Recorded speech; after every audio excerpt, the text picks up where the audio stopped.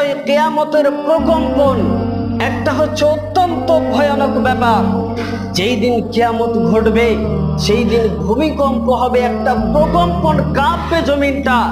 আল্লাহ বলছেন তোমরা তোমাদের রবকে ভয় করো, নিশ্চয় কিয়ামতের প্রকম্পনটা হচ্ছে একটা অত্যন্ত ভয়ানক ব্যাপার।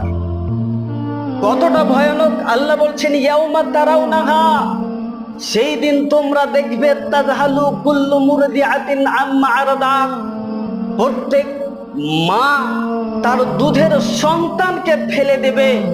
প্রত্যেক দুধ পানকারিনী মা তার দুধের ছোট্ট সন্তানটার খবর নেবে না। ওয়া তাদউ কুল্লু যাতি হামলিন হামলাহা, প্রত্যেক গর্ভধারিণী মা তার গর্ভপাত করে ফেলবে সেই দিনের ভয়াবহতা দেখে। ওয়া তারান নাসা সুকারা, আল্লাহ বলছেন সেই দিন তোমরা মানুষকে দেখবে পাগলের মতো। পাগল